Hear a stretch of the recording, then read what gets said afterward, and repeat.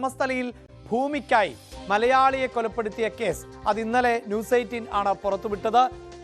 അതായത് 20 ഏക്കറോളം ഭൂമി ഉൾപ്പെടെ തട്ടിയെടുത്തു എന്നുള്ളതായിരുന്നു അങ്ങനെ വെളിപ്പെടുത്തൽ. മാത്രവുമല്ല, ജോയ് എന്ന മലയാളിയെ കൊലപ്പെടുത്തിയെന്ന് ജോയിയുടെ മകൻ തന്നെയാണ് പറയുന്നത്.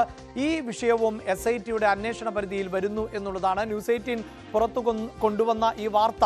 ആ വാർത്തയ്ക്ക് ആസ്പദമായിട്ടുള്ള റിപ്പോർട്ട്, ആ വാർത്തയ്ക്ക് ആസ്പദമായിട്ടുള്ള കേസും ഇപ്പോൾ ഈ പ്രത്യേക അന്വേഷണ സംഘത്തിന്റെ പരിധിയിലേക്ക് വരികയാണ്.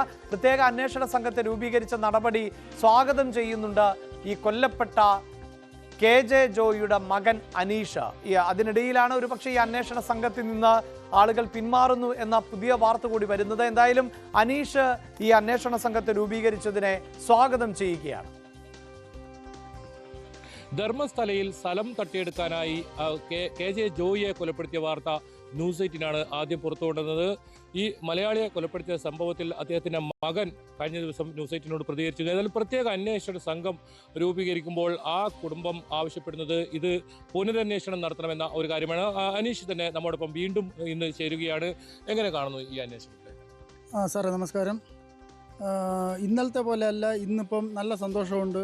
ഓരോ കാര്യങ്ങൾ അറിയുമ്പോൾ ഇന്ന് നല്ല സന്തോഷമുണ്ട്. ഇന്ന് തീർച്ചയായിട്ടും ഇങ്ങനെ ഒരു SIT രൂപീകരിച്ചത് വളരെ നല്ലൊരു ഡെവലപ്മെൻ്റ് ആയിട്ടാണ് കാണുന്നത്.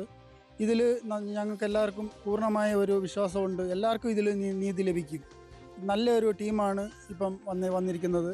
അത് ആക്ഷൻ കൗൺസിലുകാർ പറഞ്ഞതുപോലെ തന്നെ, അവർ ആവശ്യപ്പെട്ടതുപോലെ തന്നെ നല്ലൊരു ടീമിനെയാണ് രൂപീകരിച്ചേക്കുന്നത്. ഇത് നല്ലൊരു ഡെവലപ്മെൻ്റാണ്. ഇതിൽ എല്ലാവർക്കും, ആർക്കെല്ലാം അവിടെ നീതി ലഭിക്കാനുണ്ട്, എല്ലാവർക്കും ഇതിൽ നീതി ലഭിക്കുമെന്ന് വിശ്വസിക്കുന്നു. അത് തന്നെയാണ് വളരെ സന്തോഷമുണ്ട് സാർ.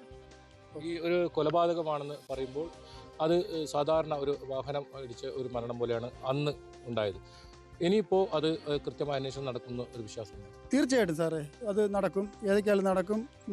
നീതി ലഭിക്കുമെന്ന് വിശ്വസിക്കുന്നു സാറേ. അതുപോലെ സ്ഥലം നഷ്ടപ്പെട്ടിട്ടുണ്ട്. 20 ഏക്കറിലധികം 20 കോടിയോളം രൂപ വില വയ്ക്കുന്ന സ്ഥലം ഇപ്പോഴും ഉണ്ട്. അവിടെ ചെന്നെത്താൻ സാധിച്ചിട്ടില്ല. അത് തിരിച്ചിട്ടും ഒരു പ്രദേശം. തീർച്ചയായിട്ടും സാറേ, തീർച്ചയായിട്ടും അത് ലഭിക്കേണ്ടവർക്ക് കൃത്യം അത് ലഭിക്കുമെന്ന് തന്നെ ഞാൻ വിശ്വസിക്കുന്നു സാറേ. മറ്റൊരു കാര്യം, ഈ കേരളത്തിൽ ഇതിൽ ഒരു കേസ് കൊടുക്കുന്നതുമായി മുന്നോട്ട് പോകുന്നുവെന്ന് കഴിഞ്ഞ ദിവസം പറഞ്ഞിരുന്നു. ആ കാര്യത്തിൽ തീരുമാനം എന്തെങ്കിലും ആലോചിക്കുന്നുണ്ടോ? എങ്ങനെയാണ്? തീർച്ചയായിട്ടും സാറേ, ഒരു കേരളത്തിൽ തന്നെ ഞാനൊരു കേസ് ഫയൽ ചെയ്യണമെന്ന് ഞാൻ തീരുമാനിക്കുന്നുണ്ട്. കേരളത്തിൽ തന്നെ ഞാനൊരു കേസ് കൊടുക്കുന്നുണ്ട്. സൗജന്യ ആക്ഷൻ കമ്മിറ്റി അവർക്ക് ഞാൻ എൻ്റെ പൂർണ്ണമായ നന്ദി ഞാൻ രേഖപ്പെടുത്തുന്നു. ഈ കുടുംബം അമ്മയോട് സംസാരിച്ചിരുന്നു, എങ്ങനെയാണ് അവർ പ്രതികരിച്ചത്? തീർച്ചയായിട്ടും അവർക്ക് എല്ലാവർക്കും നല്ലൊരു സന്തോഷമുണ്ട്. ഞാൻ വീട്ടിൽ പോയി വിളിച്ച് പറഞ്ഞായിരുന്നു. എല്ലാവർക്കും നല്ല സന്തോഷമുണ്ട്. എല്ലാവരും ഫുള്ള് സപ്പോർട്ടീവാണ്. എല്ലാവർക്കും നല്ല സന്തോഷമുണ്ട്. എന്തായാലും 2018 ഏറ്റവും ഒടുവിലായി നമ്മൾക്ക് പുറത്തു വന്ന ഒരു വാർത്തയാണിത്. അതിൽ 7 വർഷത്തിന് ശേഷം ആ കുടുംബത്തിന് നീതി ലഭിക്കുന്നുണ്ട്. അവർ ആ പ്രതീക്ഷയിൽ തന്നെയാണുള്ളത്. പ്രത്യേക അന്വേഷണ സംഘം വരുമ്പോൾ ഈ കാര്യവും അന്വേഷിക്കും. ഇതിൽ ആരൊക്കെ കുറ്റവാളികളായിട്ടുണ്ടോ അവരെ പുറത്തു കൊണ്ടുവരും. വലിയൊരു മാഫിയ തന്നെ ഇതിന് പിന്നിലുണ്ട്. അതായത് ഭൂമി ഇത്തരത്തിൽ തട്ടിയെടുക്കുന്ന ഒരു സംഘം ഇവിടെ പ്രവർത്തിക്കുന്നുണ്ട്. അവരെ കൂടി ആ കേസിൽ കൂടി അവരെല്ലാം പുറത്തു കൊണ്ടുവരേണ്ടതുണ്ട്. ഒപ്പം ഒരുപാട് മൃതദേഹങ്ങൾ കുഴിച്ചിട്ട ആ ഒരു കേസുണ്ട്. അത്തരം കേസുകളെല്ലാം പുറത്തു വരുമെന്ന ഒരു പ്രതീക്ഷ തന്നെയാണ് ഇവർ പങ്കുവെക്കുന്നത്. ധർമ്മസ്ഥലയിൽ നിന്നും KB ബൈജു, ന്യൂസ് 18.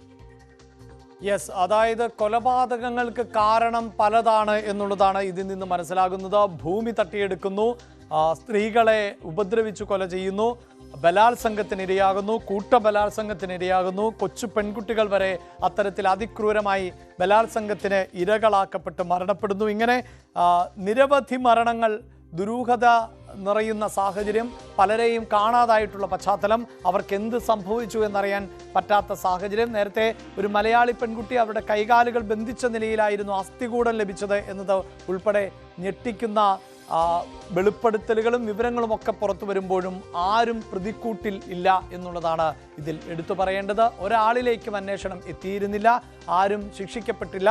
ഒരു കേസിൽ ഒരാൾ ശിക്ഷിക്കപ്പെട്ടുവെങ്കിലും അയാൾ പിന്നീട് കുറ്റക്കാരനല്ല എന്ന് കോടതി കണ്ടെത്തുന്ന സാഹചര്യം അടക്കമുണ്ടാകുന്നു.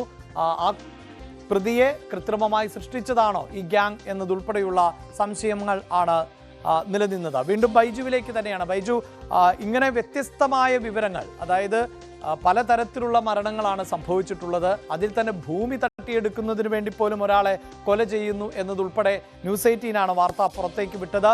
ആ വാർത്തയ്ക്ക് അടിസ്ഥാനമായിട്ടുള്ള റിപ്പോർട്ടും അല്ലെങ്കിൽ ആ കേസുമൊക്കെ ഈ അന്വേഷണ പരിധിയിലേക്ക് വരികയാണ്. അതിനിടയിലാണല്ലോ ഇപ്പോൾ ഈ അന്വേഷണ സംഘത്തിൽ നിന്ന് 2 പേർ പിന്മാറിയെന്ന വാർത്ത കൂട്ടിച്ചേർക്കാനുള്ളത്? അതിൽ കൂടുതൽ വ്യക്തത കൈവരുന്നുണ്ടോ ബൈജു?